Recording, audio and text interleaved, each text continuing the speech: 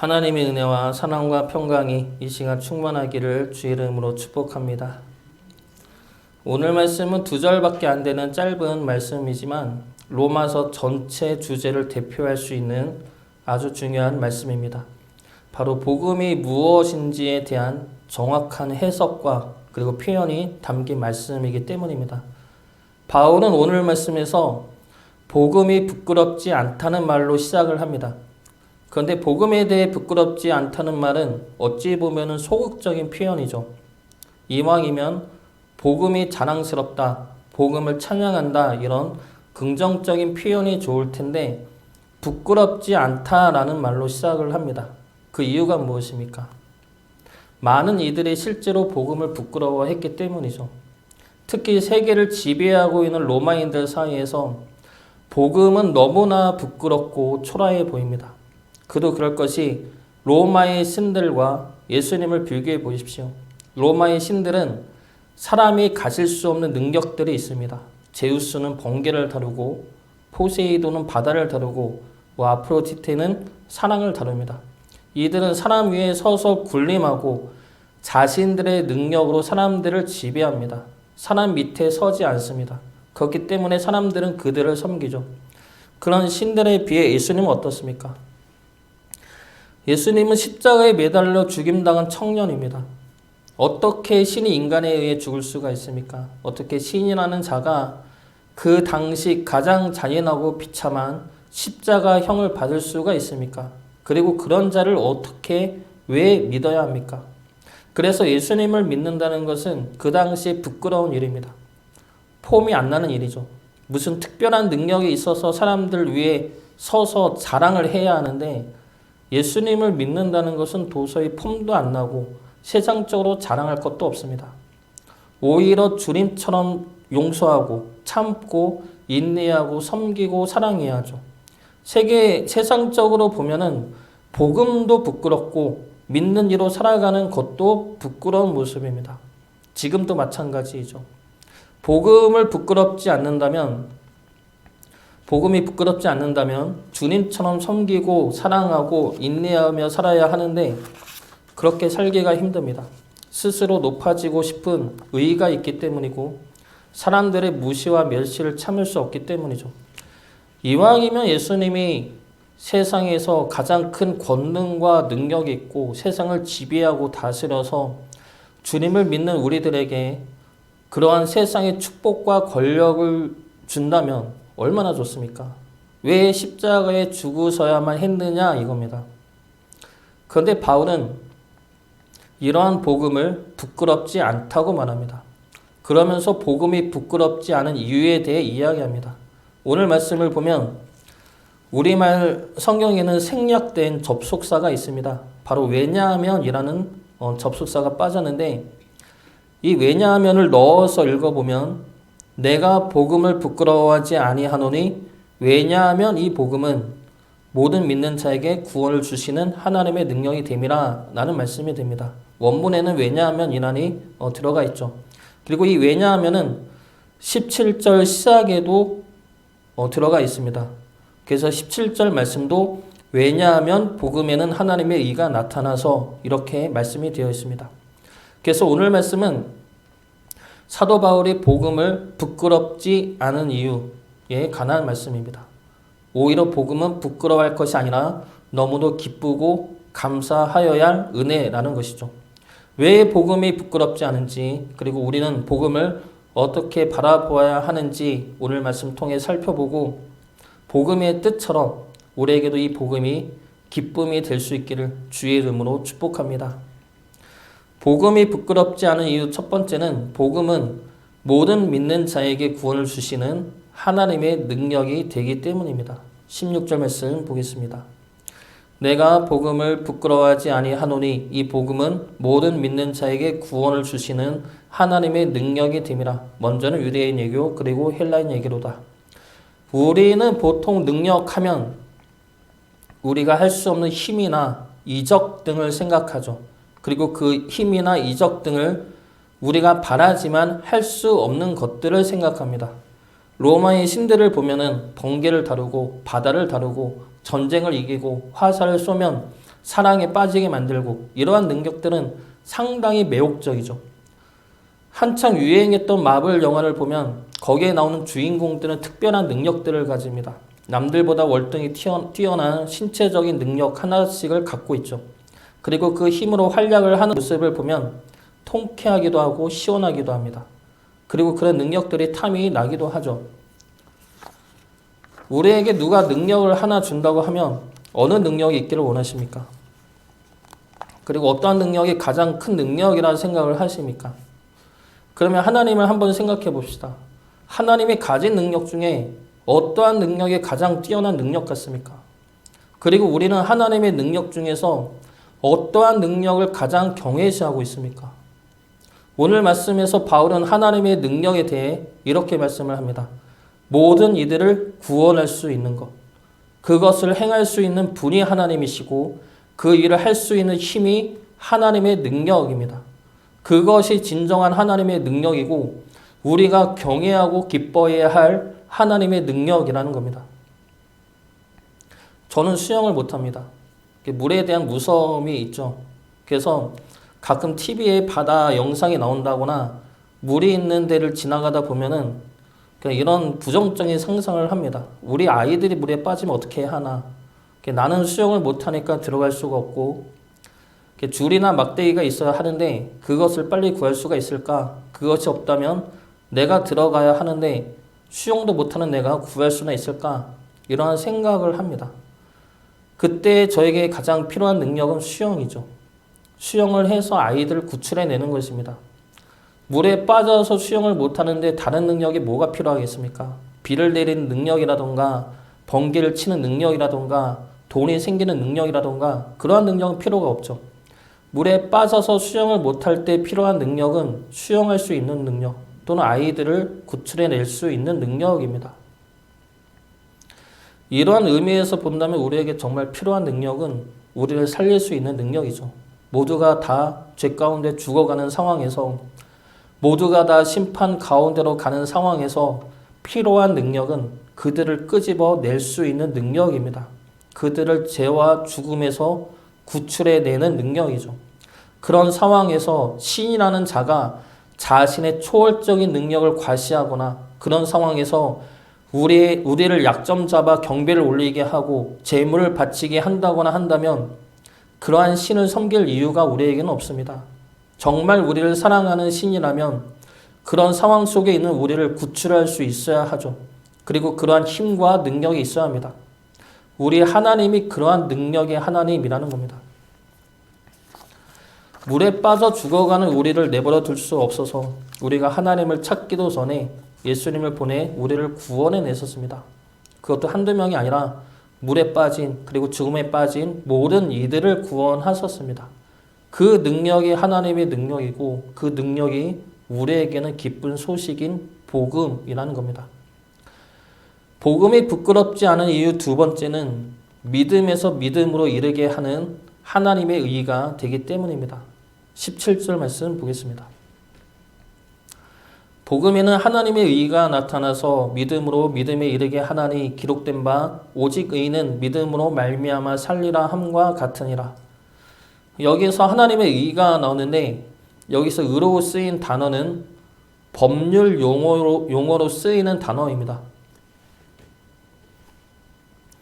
이 용어는 실제적인 죄나 결백과는 관계없이 재판관이 법정에서 피고인에게 무죄를 선언할 때 사용되었던 단어입니다. 그러면 하나님의 의가 무엇인지가 알 수가 있죠.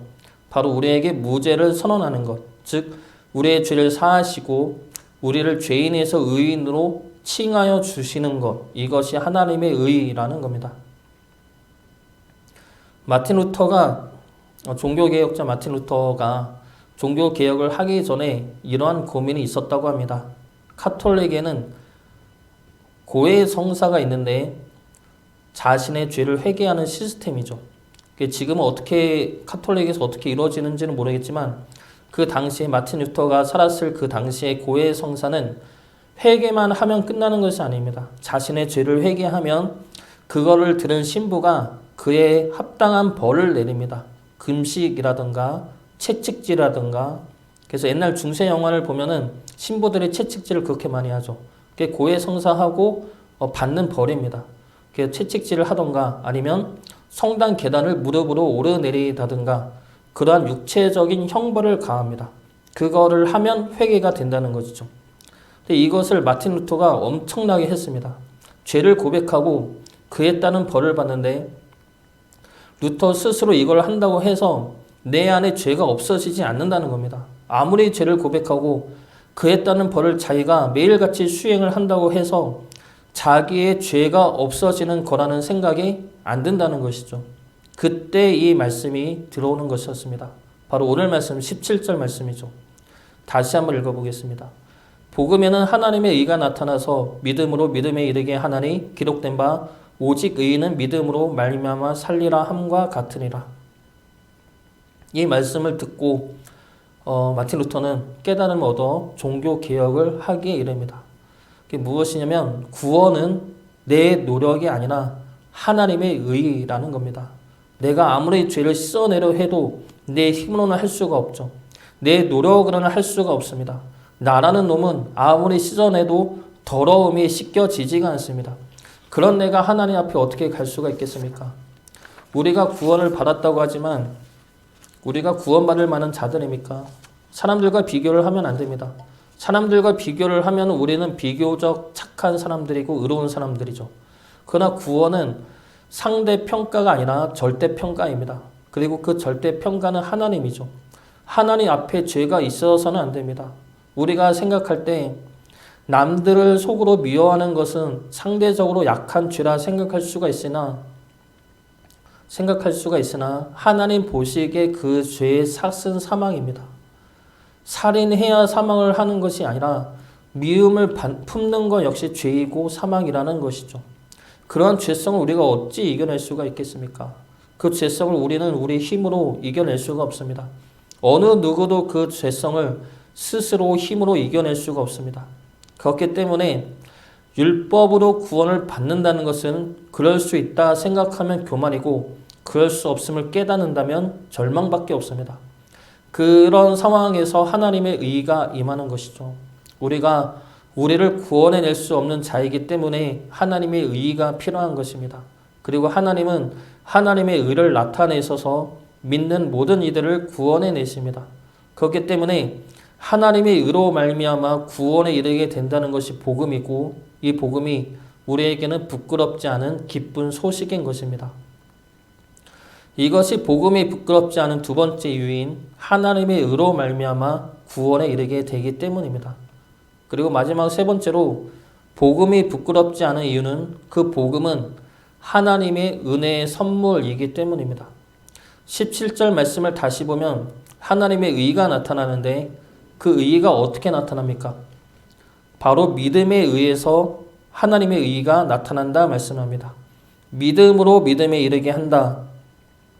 믿음으로 믿음에 이르게 하나니 이 말씀은 여러 해석을 할 수가 있지만 단순하게 해석하면 처음의 믿음으로는 그리스도의 믿음을 의미한다고 볼 수가 있습니다. 그리고 뒤에 믿음에 이르게 한다는 것은 예수 그리스도를 믿음으로 믿음에 선 자들의 믿음입니다.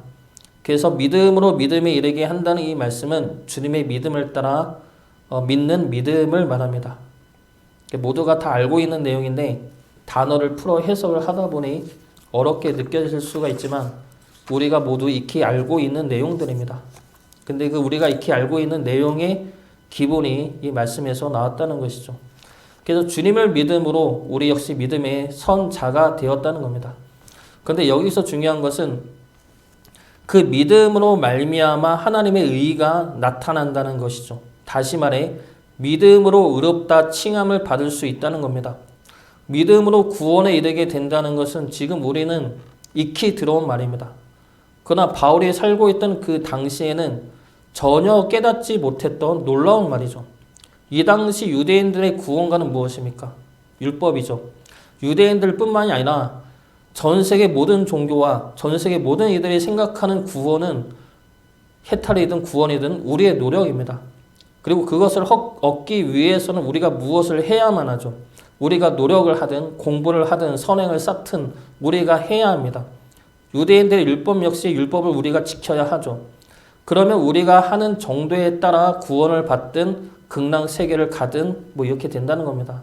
이것이 보통의 생각이고 일반적인 생각이죠. 그런데 지금 이 생각을 사도 바울은 뒤집어 엎은 겁니다.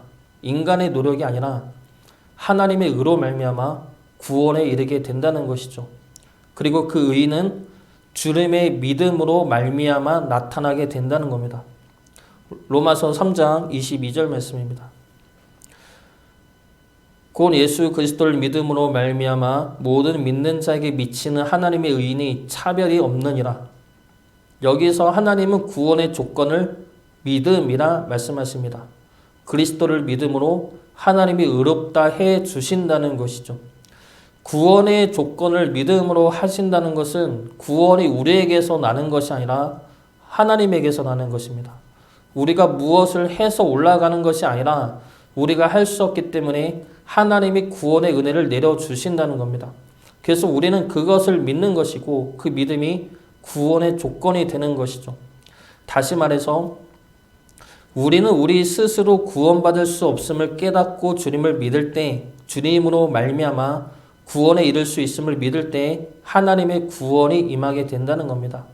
그래서 믿음으로 말미암아 받게 되는 구원은 하나님의 은혜이고 선물이 되는 것이죠. 오늘 말씀은 우리 입장에서는 모두가 다 익히 알고 있는 말씀들이고 너무나 당연하게 여길 수 있는 말씀입니다. 복음은 우리를 구원하시는 하나님의 능력과 우리를 의롭다 칭하시는 하나님의 의와 믿음으로 구원에 이르게 하는 은혜의 선물입니다. 이 복음을 한 문장으로 줄이면 복음은 모든 믿는 이들을 의롭다 칭하시고 구원에 이르게 하시는 하나님의 능력입니다. 근데 이것은 사실 놀라운 말씀이죠. 세상에 어떤 신이 사람들을 먼저 생각하고 부르시고 그런 우리들을 찾으러 이 땅에 내려오실 수가 있습니까? 세상에 어떤 신이 자기의 능력을 과시하지 않고 자기를 떠난 사람들을 위해 대신 죽임을 당하시고 그들을 살려내시겠습니까? 그리고 그것을 자신의 능력이라 말 수가 있겠습니까? 세상을 봐도 힘 있는 자는 보통 그 힘으로 약한 자를 억누르려 하지 약한 자를 위해 사용하지는 않습니다. 권력이 있고 능력이 있으면 그에 따른 존경과 섬김을 받으려 하지 그 능력으로 남을 위해 사용하지 않습니다. 모두가 그렇지는 않지만 그것이 일반적인 모습이죠. 그런데 하나님은 어떠하십니까? 우리를 창조하시고 세상을 다스리시는 전지전능한 하나님이 그러한 크신 능력을 어디에 사용하고 계십니까? 우리를 사랑하고 우리를 다시 부르시는 데 사용하고 계시다는 겁니다. 정의의 하나님이 우리 죄를 사하시는데 하나님의 의를 사용하고 계시다는 겁니다. 하나님의 모든 능력과 권세와 위엄을 하나님은 자기를 높이는 데 드러내는 것이 아니라 하나님을 떠난 그래서 죄 가운데 죽음을 기다리는 우리를 부르시고 살리시는 데 사용하고 계시다는 겁니다. 그러므로 하나님의 영광을 드러내신다는 것이죠. 이것이 우리 하나님의 놀라운 능력과 은혜이고 이것이 우리 입장에서는 너무나 감사한 소식이기 때문에 복음인 것입니다. 하나님은 우리에게 복음을 들려주셨습니다. 그 복음에 기뻐하고 감사함으로 하나님을 더욱더 사랑하며 살아가는 주의 자녀 되시기를 주의 이름으로 축복합니다.